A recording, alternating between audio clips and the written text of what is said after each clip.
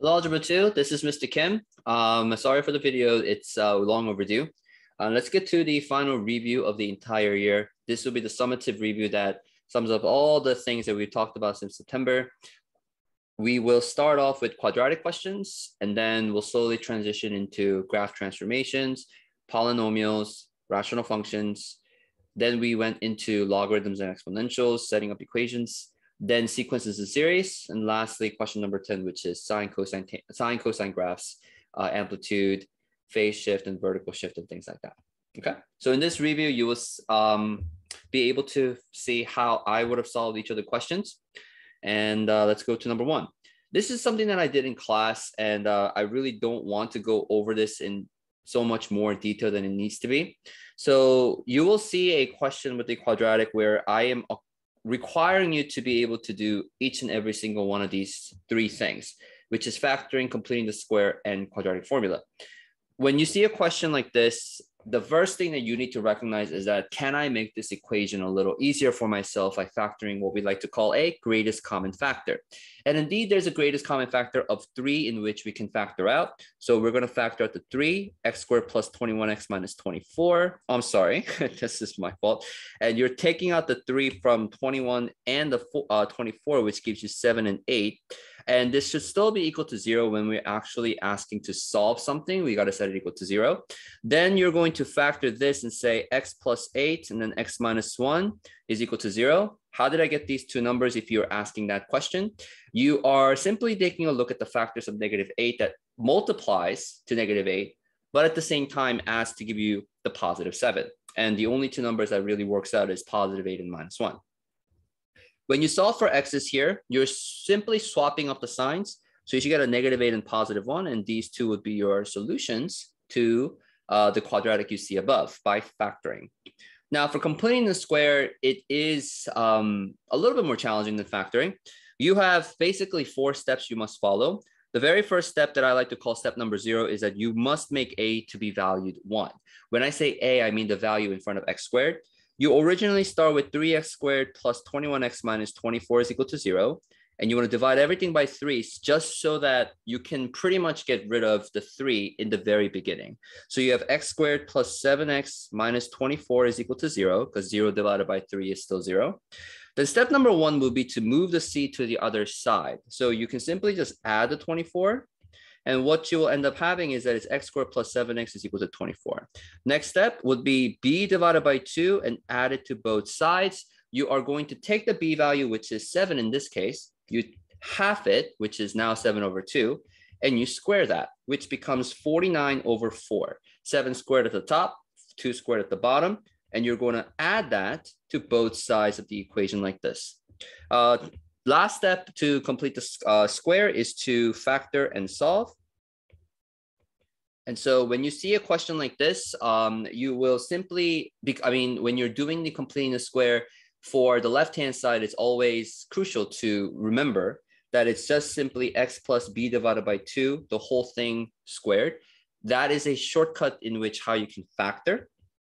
Do not sit there and wonder about how you can possibly think about 2 numbers and multiplies to 49 over 4, but asks to give you 7. Just remember it's b divided by 2. And is equal to 24 plus 49 over 4. Well, 24 is over 1, so you want to get the common denominator here.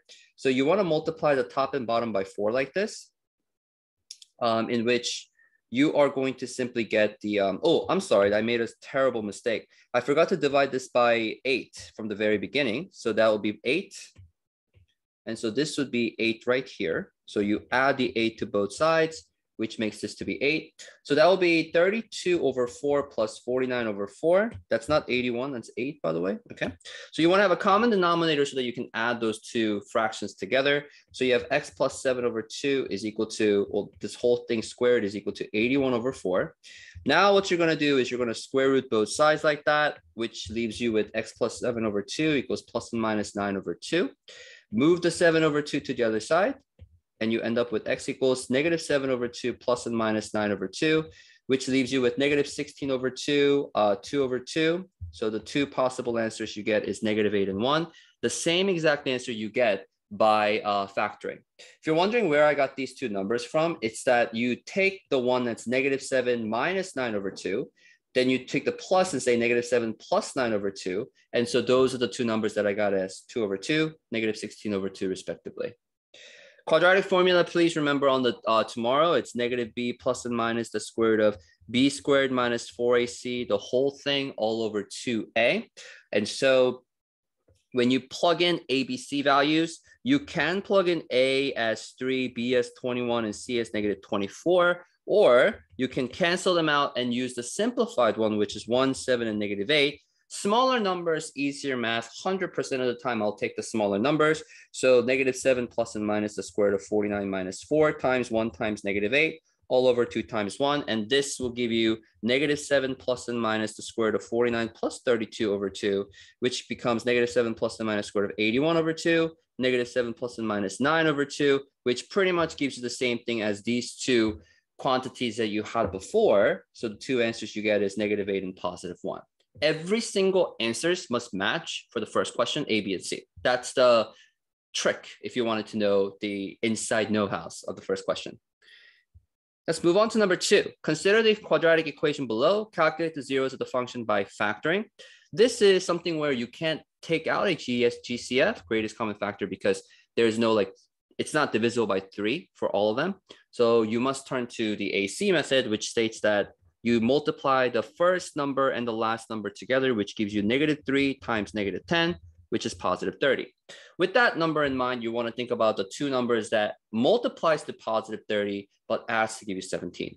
So this would become 15 and 2. There are obviously a lot more multiples of 30 that you can do, but through trial and error, you should realize that 15 and 2 are the only ones that work, that satisfies this condition. So you have -3x squared plus 17x minus 10. You're going to separate that into -3x squared plus 15x plus 2x minus 10. So you're separating the 17 into 2, divide a wall between them. And so you get -3 factored out from the very beginning. My apologies. You can also factor out the x. So -3x and then x minus 5 is what you will get when you factor out a negative sign from the +15. You should also leave with the negative symbol. Then you can take out a +2, which leaves you with x minus 5.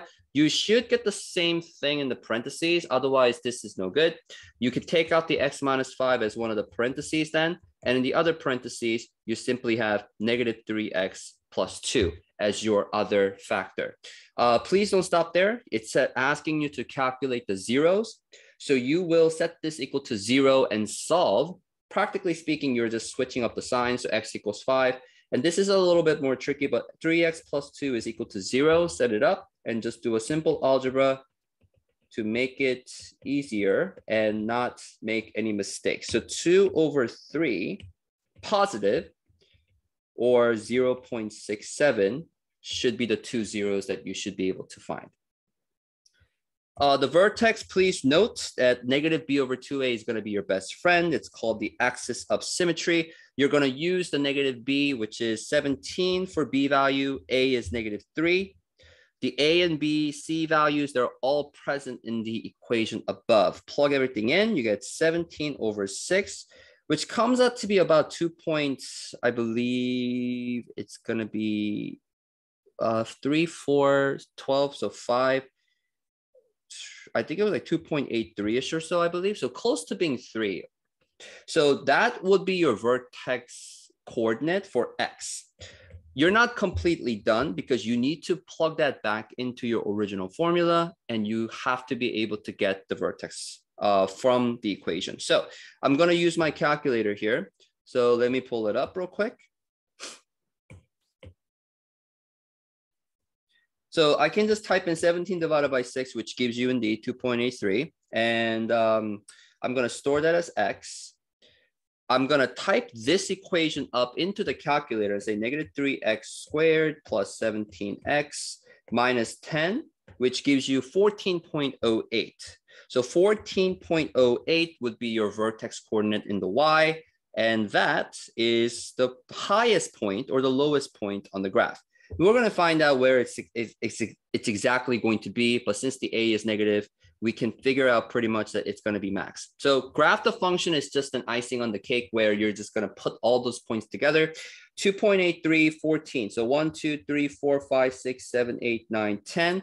Seems like I need to make each of these to be 2s so that I don't go over the graph that's provided for me. So 14 and 2.83, which is somewhere over here. So I'm just going to say that's my vertex coordinate. We have a 0 at 0.67, and we have a 0 at x equals 5. And another thing is the negative 10 as your y-intercept. Like I said before, is that necessary? Not really, but it's good if you actually have that, so that it actually tells me that you understood to implement the y-intercept into your graph as well. So you have your 2 zeros, you have your vertex. Obviously, this is a terrible drawing. I couldn't really connect all the dots perfectly, but it has the shape, it has the zeros, it has the vertex. Really what I'm focused on are these 3 things right here, making sure they're on the right spot and that you're sketching it properly. Number 3, the graph transformations, I gave you guys on notes on it, but simply put, anything with, let's say, for example, x minus h plus and minus, this is a horizontal shift, but you have to realize that it's in the opposite direction. So if it's x plus 2, you're moving to the left. F of x plus or minus k, you're moving up and down. So this is a vertical shift. And f of x is the vertical stretch or compression. Ooh, maybe I should just leave it as VC for vertical compression. But this only happens when a is greater than 1 for vertical stretch. And when a is between 0 and 1, it's going to be a vertical compression. When you have a negative f of x, it's a reflection across x-axis. And when you have f of negative x, it's reflection across y-axis. And the last one, I believe, was f of bx. So there's a number in front of x. It's going to be a horizontal stretch or horizontal compression. Coincidentally, horizontal stretch is actually the opposite of like what we had before. Vertical compression, when you think of compression, you're getting smaller, so you should be thinking of fractions, but it's the opposite. So when actually b value is greater than 1, it's going to be, when b value is between 0 and 1, so the number that actually gets smaller, like a fraction, then you need to know that it's going to be horizontally stretched.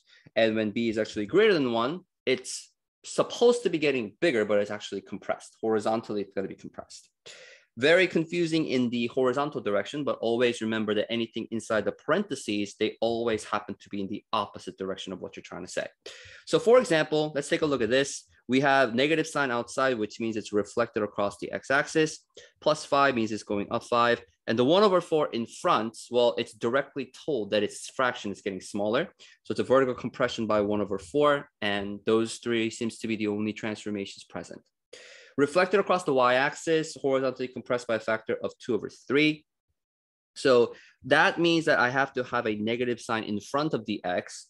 Horizontally compressed by a factor of 2/3. You're not going to put the b value as 2/3 inside the parentheses. Rather, what you're going to do is you're going to flip it over because it has to be bigger than 1. Remember, it has to be bigger than 1 in order for it to be horizontally compressed. So if it's horizontally compressed by a factor of 2/3, it means that in reality, when you put it in the equation form, you reciprocate it to 3/2 and then move left 3. You have to open up another parentheses like this and double close the parentheses at the very end to indicate the fact that the moving left 3 by itself in its own, it is in its own entity. So x plus 3 inside the parentheses, overall negative 3/2 outside, and then close that parentheses in the f function right there. For this one, you need to do a little bit of math, negative 6 f of 1/3, and you must factor that out. So double close the parentheses. So it's x minus, when you take out 1/3 out of 1, some of you guys might be wondering, okay, how is that really possible? Well, think about taking this number and always dividing by the value that you're taking out. So for example, if you have 3x minus 3, we all know that's 3 times x minus 1. But what you're essentially doing is that you took out the 3 by dividing the 3, dividing whatever this number said. So in the same way, take this -1 and divide by 1/3.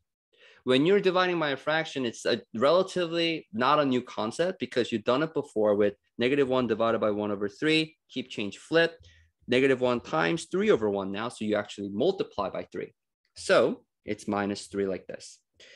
Vertical stretch by 6. reflected across the x-axis, horizontally stretched by 3, and moving right by 3. So horizontally stretched because it's 1 over 3. And remember, reciprocating it means it's going to get actually tripled. It's 3 over 1 now. So it's actually going to get bigger in this direction. Next, reflected across the x and y axis means that I have to have a negative sign in both f and in front of x. Vertically stretched by a factor of 2. Horizontally stretched by a factor of 2, which means it's now going to be 1/2 for that one. Shift right 8 and up 1. There we go. So right 8 means -8, plus 1 for up 1. This is vertically stretched by 5, and it seems like we got some work to do because we need to factor out the -9 and say x minus 2 like this, -6. Right 2, down 6, and reflected across the y-axis. And it's going to be horizontally compressed by 1 over 9. Look at the 9 and the b value, so you have to flip it over. 1 over 7 is vertically compressed, and reflected across the x and y-axis means I need to have a negative sign, f of -7, because horizontally compressed by 1 over 7, again, reciprocated. Shift left 1, x plus 1, and then up 10, which means plus 10 at the very end to add up to the fact that the graph is shifting up by 10, directly apply that at the very, very end. Okay, so that's a graph transformation in its all entirety. Number 4, suppose that there's a function g of x. I believe that I told you guys to switch this number to a 4, and I showed you guys how to do this by storing the number into the calculator and computing it. So I'm gonna show you that one more time, what to do. So pull up your calculator. We're gonna just simply take the x and store it into 4. I'm sorry, the 4 will be stored into the x. So for store, the store button is right above on. Look at where the red highlight around that button is, and press x. Then you're going to simply type this function into the calculator, x to the power of that caret symbol, 3, minus 7x squared plus 8x plus 16. Okay, so if I get a 0, that means that there is a 0 at x equals 4. So to answer this question, do we have a 0 at x equals 4? Yes, because g of 4 is equal to 0. No remainder is present.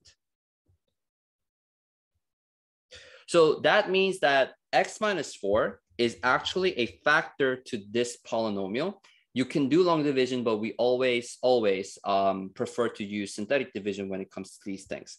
Use the remainder theorem to calculate irrational zeros of the function above. I should have said zeros because there's actually a couple more that you need to get.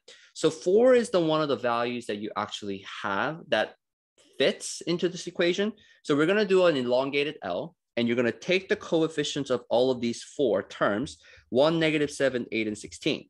So bring down the 1, that's the first thing you got to do. And then it's 4, -3. Multiply these two numbers always, -12, and always add these two numbers, -4, -16. And then when you add them, you get a perfectly nice 0. How do we translate this? Well, it turns out that when you work your way backwards from the right, you keep on adding x's to every subsequent term. You leave the last one alone. You add the x for -3, but then for the one before that, you add x twice. So it's going to be x times x, which is x squared. If there was one before that, you would just add x to the power of 3, and so on and so on and so on. This is a lovely, lovely thing to see, because when you see a quadratic, we are going back to the realm in which we can say, oh, I know how to do factoring for this. 2 numbers to multiply is to -4, adds to give you -3, x minus 4, x plus 1, which means I get x equals 4, x equals -1 as the 2 other zeros. Remember that this is a cubic polynomial starting with x to the power of 3. This means that I should get in total of 3 zeros, which I do. That's 1 right here that we found from part A by using the remainder theorem and using the calculator. Then we have 2, then we have 3. That's 3 zeros. Well, I have repeated zeros as well. It's called multiplicity for that. And multiplicity is where you have multiple zeros happening in the same location. And the graph varies depending on how many you have. So when you have a multiplicity of, let's say, at 4 times 2, like you have it twice, what happens is that it bounces at that location. If it's 1 or 3, usually it's going to be 1 most of the time. It simply just kind of goes through it like this. And when it's a cubic, let's say you have a multiplicity of 3, you have this happening right here. But I'm not going to consider that as part of your test tomorrow. So please remember that if you have a multiplicity happening tomorrow, just know that it just bounces off at that location. And then -1 is other zeros. And the one thing that you need to know about the like the polynomial graphing in general, is that you understand the basics of what we call end behaviors. The end behaviors is where you plug in a very big number for x on the left and the right-hand side. So for example, we have a function called x to the power of 3 minus 7x squared plus 8x plus 16. Now, when you plug in a very big negative number, such as -infinity, during the class, I said the same thing, that this whole part doesn't matter, particularly because x to the power of 3 is so domineering towards the rest that this is basically what's going to dictate the outcome of the value. So when it's -infinity, I mean, you're just simply going to plug in a big, gigantic negative number into the x to the power of 3. Well, you're multiplying negative number 3 times in a row, which will still end up giving you some sort of a negative number, I hope. So the y value will end up being a negative number overall, which means your end behavior from the left-hand side has to start from down. The y value is going all the way down to -infinity. That's what this end behaviors mean. When you plug in a positive infinity, I mean, to the equation above here, just think about what happens. You take a positive infinity and you cube it. You still get a very, very big positive number. I don't care what the actual number is. All I care about is the sign. So at the end, on the right-hand side, it actually starts to go up. So when you connect all the pieces together, this is what it's going to look like. So first, you're going to start from the bottom and you're going to hit this -1. It's going to go through it because there's no multiplicity of 2. It's not going to bounce back down. So you're going to keep on going up. And notice how it's going to cross that part. This is a special location called the Y-intercept. And we already know the Y-intercept from here. So it's just a extra food for thought. You could label it, and it will be much better if you do, because it should make sense as you actually draw this figure. So you go through the Y-intercept of 16. Then I'm going to erase this line. You're going to have to start falling back down eventually, because you're going to have to hit that 0. And then it bounces at that location, which means you're not going to go through it like this. And it doesn't really match with the end behavior on the right-hand side. You're going to bounce back up, and then it's going to go up towards the right-hand side that says end behavior-wise all the way approaching to positive infinity. So this is the graph that you're going to get for part C. Again, the biggest portion here is understanding the multiplicity, the end behaviors. Once you understand all that, this is just connecting the dots and the shapes and the arrow signs, and eventually you will get this graph here. Tomorrow, my suggestion is use your graphing calculator to your advantage and actually just kind of like plot this out and see if you actually get this shape. Because if you don't, then you know you're doing something wrong. Use a long and synthetic division to calculate the quotient of the following problem. Okay, so I'm going to do synthetic division first just because it's just much easier for me to do. When I have an x plus 4, I'm going to put a -4 down here. And then we're going to do an elongated, L. And then we're going to put all of our coefficients starting with the 5. And then that's a -1, by the way. That's 11, -2, 7, and 16. You bring down the 5, then you multiply -20, -21. That's 84. 95, that's, what is that, 380, but that's -382. -1,500 and, oh boy, that's 28, I believe. 2, 3, yep. And then that's adding up -1,521.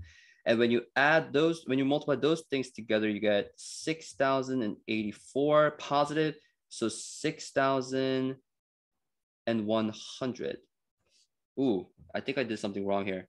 -21, 84, 95. That's -380, 382.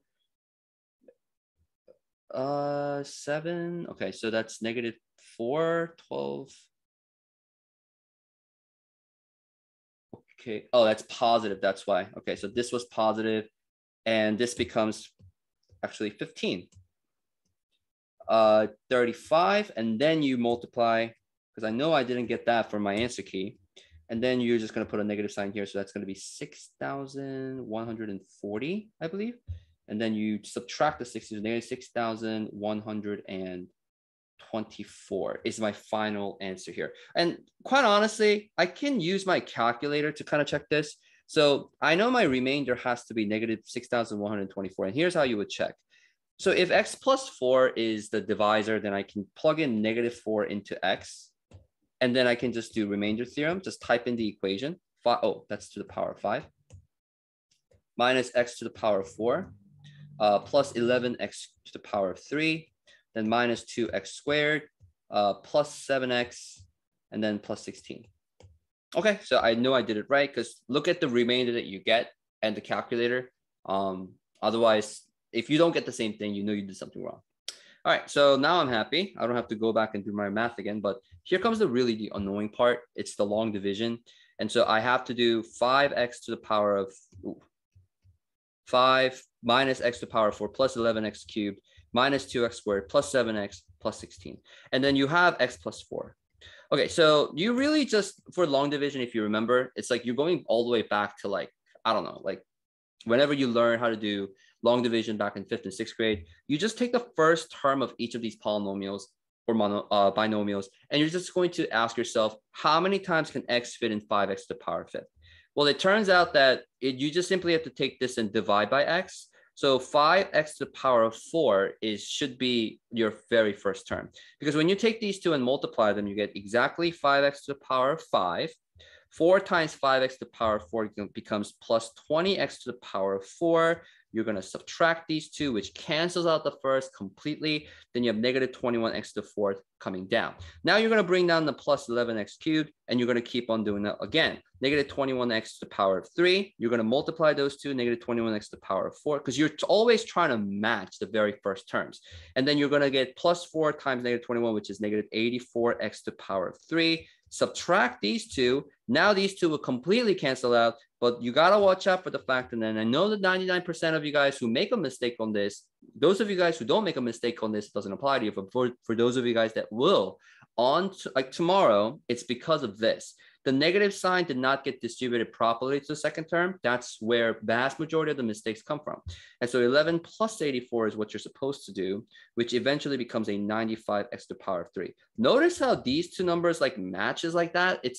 They gotta be all in sync. Bring down the minus 2x squared plus 95x to the power of 2 is the next one. Because when I take the x and multiply with the 95x squared, then I get this lovely 95x to the power of 3. 4 times 95x squared is plus 380x squared. Subtract these two, subtract negative 2 minus 380 is negative 382x squared. Bring down the plus 7x minus 382x, negative 382x squared minus 1,500.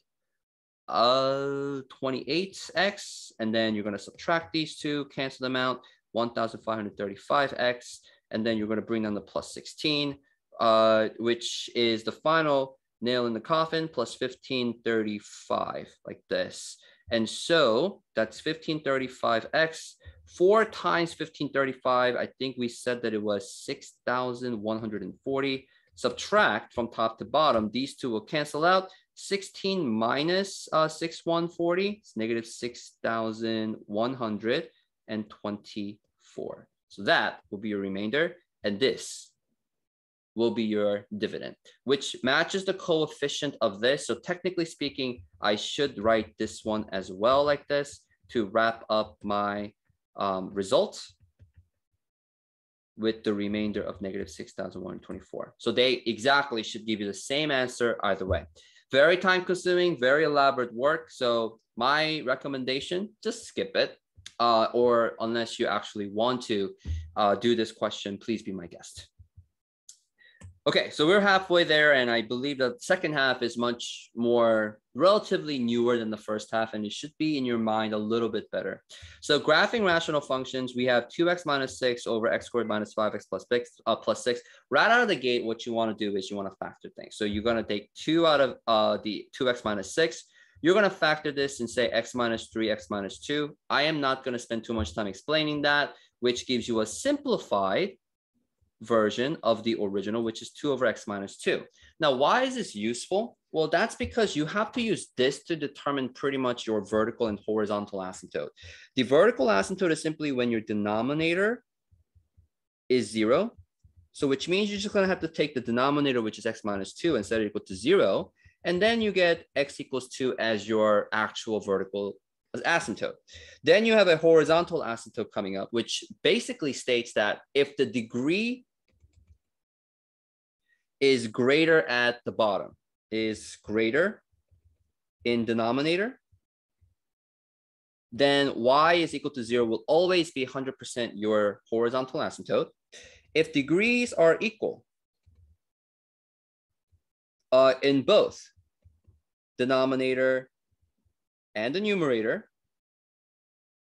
then it's going to be y is equal to the coefficient of the leading terms. So what do I mean by this is that there will be two examples in which I can kind of show you.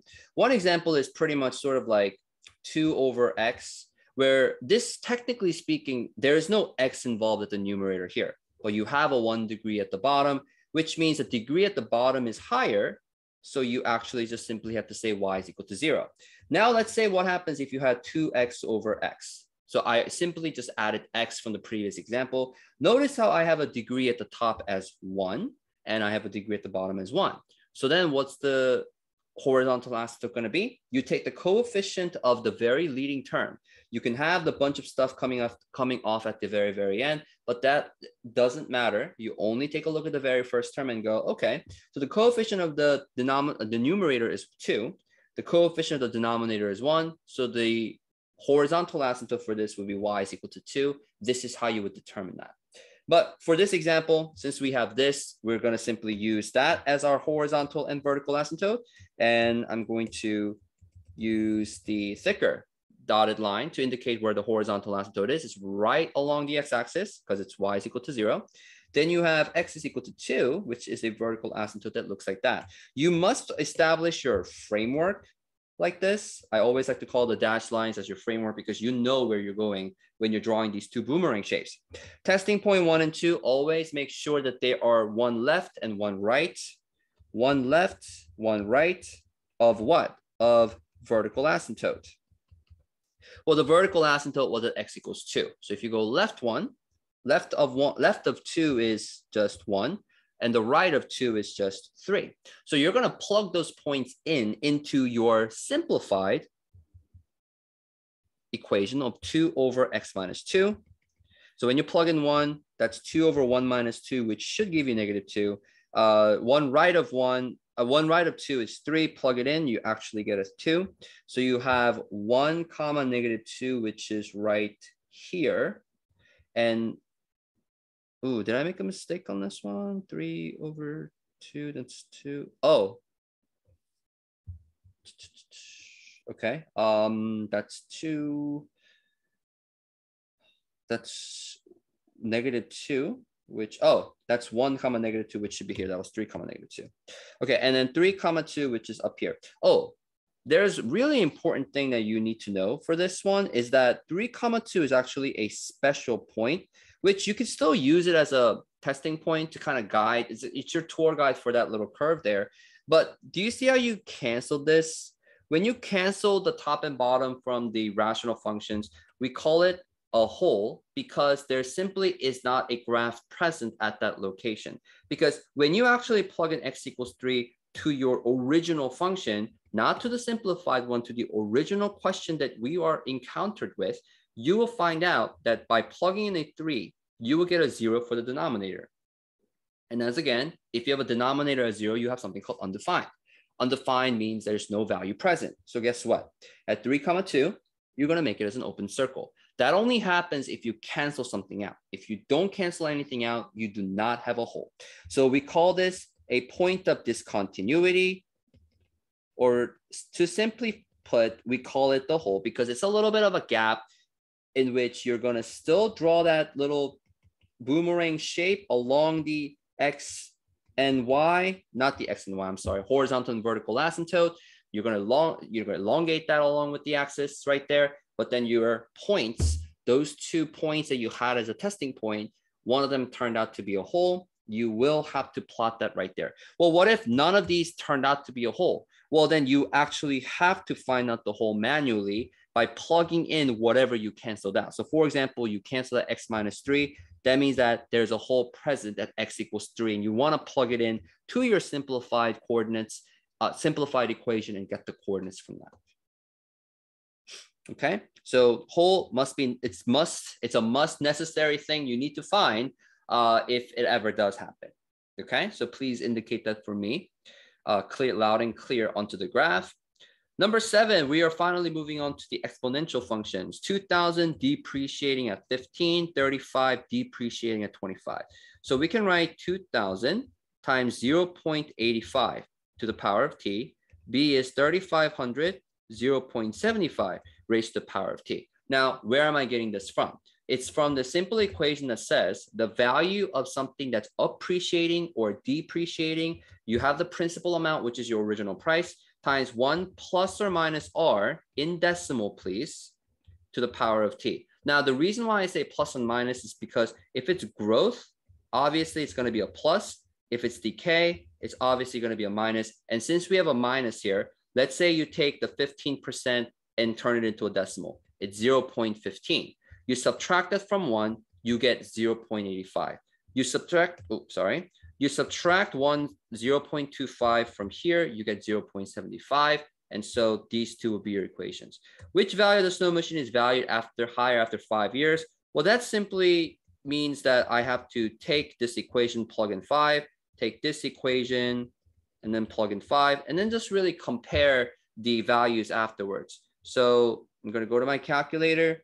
2000 times 0.85 raised to the power of 5, 3500 times 0.75 raised to the power of 5, and you get 887.41, 830.57. So you can say that the value of the snow machine A is certainly higher. How long would it take for those two snow machines to be equal in value? Well, that is when you have this equation equal to this equation. So when you're doing this, it's crucial that you take this one at a time and you move the t all the way to the other side. So what I like to do is I put the t on the right-hand side by moving away the 3500 to this side. And so you get 2000 over 3500 times 0.85t is equal to 0.75t. Now remember, you want to put all the terms with t's onto the right-hand side. So you do divide that by 0.85t, divide this by 0.85t, and what do you get? You get these two to cancel out. So 2000 over 3500 is equal to 0.75 over 0.85. But notice how these both are raised by t. So technically speaking, you can kind of combine them into one and say, hey, this entire thing raised to the power of t should be the same as whatever this says, because that to the power of t is equally distributed to both top and bottom because they're being divided. You can do that. Now, the one thing I need you to remember is that if I were to give you x plus y to the power of t, please do not distribute the t like this and say, oh, that's x to the power of t plus y to the power of t. I have seen so many of you guys do this, x squared plus y squared, when you see this. Notice, guys, that that is squared and you need to FOIL it out, x plus y times x plus y. And you guys know that that does not look like x squared plus y squared. There's FOIL. There's 4 terms in total. You should never, ever distribute the exponent when they're being added or subtracted. But since we are having division sign, yes, you can do that. Here is where you guys got stuck during the class. Whenever you see a t, like in the exponent world, you want to bring it to our algebraic world where you can actually solve it by knowing what we all know and love, which is just the algebraic method. But in order for us to do that, we got to get a little bit of help from something called logarithms. Logarithm basically states that log of b of y is equal to x. This translates into b to the power of x is equal to y. I am literally translating between what we like to call a logarithmic form to an exponential form. You need to be fluent in how you can switch back and forth between these two things. So if I go to my, let's say this right here, seems like this is like sort of like my b, this is like my y. So if I were to just put that as b and my y, this will look something like this. Log base of 0.75 over 0.85 of 2000 over 3500, that entire thing will actually end up being t. So let's go to log, go to math for me, please. And you scroll up 3 times, that's where your log base will be. 0.75 over 0.85 of I gotta delete that, of 2000 over 3,500. And then look at what we get. It's about 4.471 years. So I'm just going to say T is equal to 4.47 years. That is when the snow machine of A and B will match in equivalent prices. And you can kind of just double check that. So 2,000 of 0.85 raised to the power of 4.471-ish gives you 967. 3,500 times 0.75 raised to the power of 4.471. Okay, so they about the same price, 967. So I know we did that correctly. All right, so Venezuela had one of the worst hyperinflation rate in history. 1,200% interest rate weekly means n is equal to 52. Now a is equal to p times 1 plus r over n to the power of t. Now what in the world am I writing? I am writing down the compound interest rate formula. What does the n mean? N means how many times it happens in a year, in which what I wrote down for you up there. Weekly, 52, monthly will be 12, quarterly would be 4, semi-annually would be 2, all that good stuff. So it says to leave the a and p values alone and just write down the compound interest rate formula. So a equals p, 1 plus, it seems like the rate is 1,200%, which means if I take the 1,200% and move the decimal point left twice, that ends up being exactly 12.0. So I'll leave it as 12 over 52. And that's 52 to the power of 52 times n, because I'm plugging in n in 2 separate locations.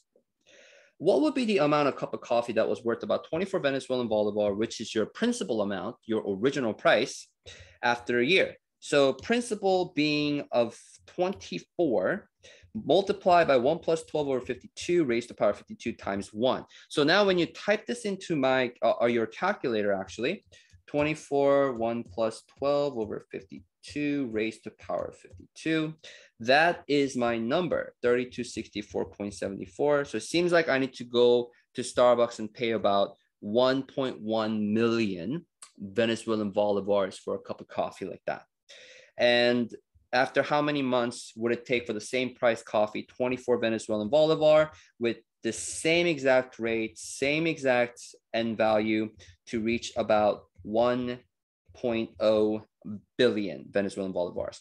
Algebraically speaking, we should all know that we're supposed to be divided by 24 first. So you get 1 plus 12 over 52 raised to the power of 52t is equal to whatever this says. I believe you get 41,666,666.67 as your result when you divide those two numbers. Now, again, the t is in the exponential world. You want to bring it down to the algebraic world by using what we call log. It's log base of this entire thing, whatever that will be, of this entire thing, will give you 52t. So you're translating from an exponential to a logarithmic. So you're going to go to your calculator.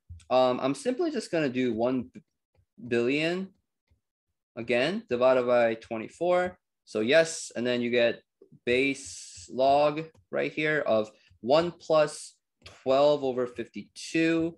And then I'm going to plug in 41,666. Oh, it's better if I just type this in. Oh, I should clear that and just copy and paste that, and bam. Okay, so that gives me 84.49, but I have to divide it by 52 because that is equal to 52t. So you divide both sides by 52 like this. So cancel out the 52, and you eventually find out that t is equal to 1.62497. But I want to find out how many months, and I know that this is in a year. So let's multiply that by 12. So t is equal to about 19.5 months, in which how long it's going to take for that Venezuelan bolivar to reach, that price cup of coffee, 24, to reach 1 billion. Okay, so finally, the last two questions. Geometric sequence, find the explicit and recursive. So if this was geometric, and if this was 72 and 36, the subsequent term after that, this means that the common ratio is just being halved each time. So if you kind of reverse your role backwards, you can kind of tell what your first term is just by going backwards and multiplying by 2 each time. Or you can use the explicit formula to your advantage and say, the explicit formula for geometric was always a sub n is equal to a sub 1 times r to the power of n minus 1. We know the ratio is 1 over 2.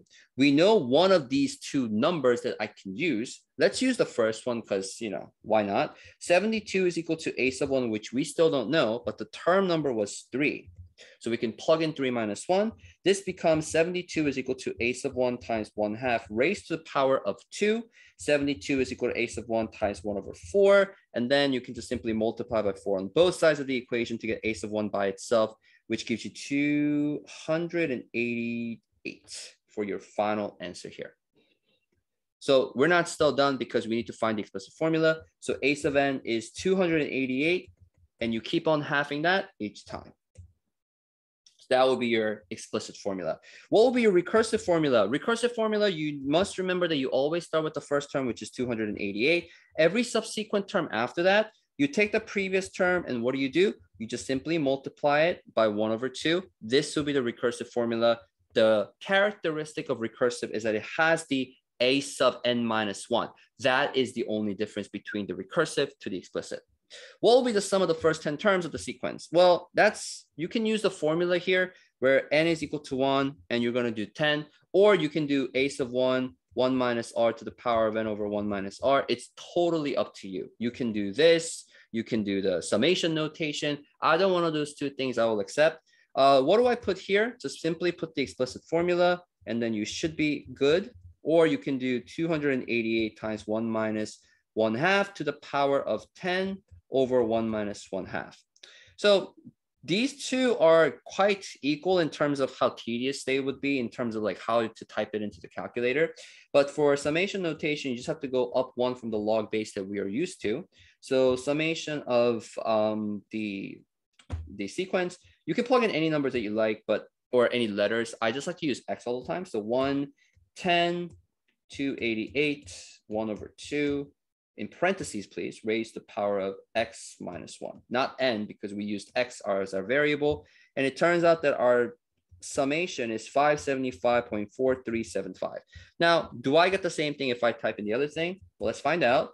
288, 1 minus 1 over 2 in the parentheses to the power of 10, and then close the top parentheses over. So it's like putting parentheses around the 1 over 2, if you will. 1 minus parentheses 1 over 2, double parentheses. And look at that. Voila, we have the exact same thing. So you will, like I said, either one is exactly, it's going to reach the same destination. Pick your poison and be my guest. Next one, arithmetic sequence means that everything is just constantly being added. So our third term is 72, then it goes to 36, which means you're subtracting 36 each time. Your common difference is negative 36. So a sub n is a sub 1 plus the common difference times n minus 1. Please write this down for the explicit formula. Now we need to plug in the numbers.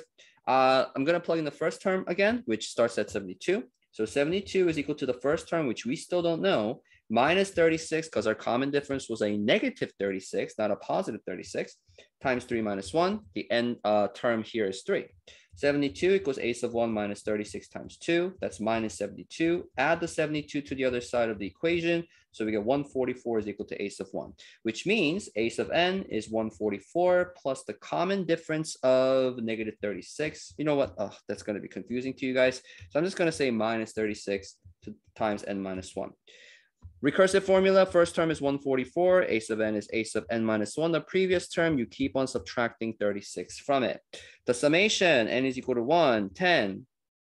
Just simply put the explicit formula in here, 144 minus 36 times n minus 1. So we're going to go to our calculator, and then we're going to say that math and summation, x1, 10. Then we have 144 minus 36, x minus 1. Seems like we have negative 180. For those of you guys who want to use the formula for this, it's a sub 1 plus a sub n times n minus n over 2. So the unfortunate thing about the summation formula for this is that you do not know what the a sub n is. So you actually have to do double work by plugging in 10 into n and figuring out what the last term is going to be. So 144 minus 36 times 10 minus 9, which gives you 108. And the a sub 1, which is Oh, I'm sorry. I made a mistake here. I was like, what is going on? So that will be negative 180. My apologies. A sub 1, I believe it was 144. So 144 minus 180. And you're going to multiply that by 10 over 5 because it's n divided by 2, which gives you negative 72. All right. So something is not adding up because we do not have the same number here. Did I type this incorrectly? 144 minus 36. Okay, so I know I did that correctly. Oh, there we go. So it's negative 36 times 10 divided by 2. Okay, so that's why it's negative 180. Okay, so I was supposed to divide by 2, but you can see how I divided by 10 over 5 and got negative 72 on the right-hand side. So that was my calculator error. I should be able to get the same thing if I just follow the formula as straight through. Okay, all right, so we're down to our last one, finally. So let's get to it. Starting point is -1. I'm sorry, I'm not starting point, your midline, I would say. So your vertical shift is that you're moving 1 downwards. Your phase shift is that you're moving pi to the right. Tomorrow when you're getting this, you're gonna get the same thing where you're gonna label everything as pi over 2, pi, 3 pi over 2, and 2 pi, negative pi over 2, negative pi, negative 3 pi over 2, and negative 2 pi. Our amplitude is 3, so you go up 3, 1, 2, 3. So you draw the highest point up there, low 3 down here. You have your framework all established, and now you start at pi. So you start at the pi location for a positive cosine. You know you got to start at the maximum. So let's recap the sine, negative sine, cosine, and negative cosine. Sine starts at minimum, then it goes to maximum, and then it just keeps on oscillating after that. Negative sine starts at minimum, but then it starts to go downward first, and it just keeps on oscillating afterwards. Cosine starts at the maximum, goes down, goes up, and then negative cosine starts at the minimum, and then it goes up, down, and like that. So that would be the pattern in which I need you guys to remember for these 4 wonderful trig graphs right here. So because this is a positive cosine, we're talking about this situation. So it means that this phase shift allows us to start at pi, which means it's starting at pi at the maximum possible value of positive 2. Then at 3 pi over 2, which is the next one on the list, you go to the middle where the middle line is indicated by the dashed line. 2 pi is all the way at the bottom. You keep on oscillating that for every 2 intervals like this. And then seems like you will get this really nice cosine graph. And that's what it should look like. Remember, when you get the graphing calculator, you can also verify your answer by putting this into your graphing calculator, and I'll show you that as well. So on the graphing calculator, let's say you want to type this up. So 3 cosine of x minus pi minus 1. But when you graph it, you're not really going to get that same shape. You have to go to your window setting and fix things up. Negative 2 pi, and then pi over 2 should be your intervals or your scale. Your y-min should be wherever your lowest possible number was. So it's -4 for this one. Y-max is 2, and y-scale can be 1. It's fine. And so now it's much better. You know, originally when you stop at negative pi and 2 pi, you get this M shape, which you see right here, matches exactly according to the calculator. So you're good. Last question. So negative sine. We have a phase shift moving left of 3 pi over 2, vertical shift up 2, amplitude of 2. That negative sign simply means that I'm going to have to be dealing with the situation number 2. This is the one that we're going to be dealing with.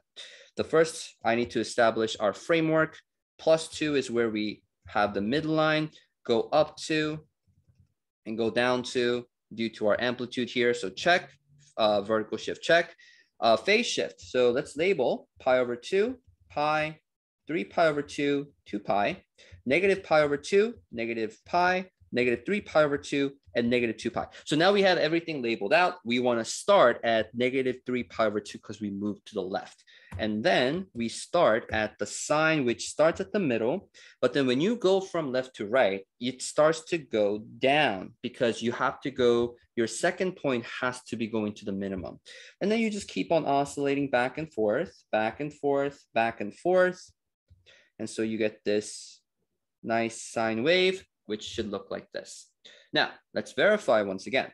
So we want to type this up. Let's clear this up and then say -2, zooming in, sine of x minus, plus 3 pi over 2. Notice how I put that parentheses around it twice at the end so that I can indicate that fraction as its own parentheses, putting parentheses on like this. Windows, we want to find the y min to be at 0 and y max is around at 4. And there we go. So this is essentially what the graph should show because it stops at -2 pi and 2 pi. That's our window setting. You get a W shape. So we did it correctly. And the max and min matches accordingly. So that was really elaborate. Hopefully this video helped in understanding what you are encountering for tomorrow. Good luck, guys. It's been such a pleasure having you guys as a class. And I'll see you tomorrow.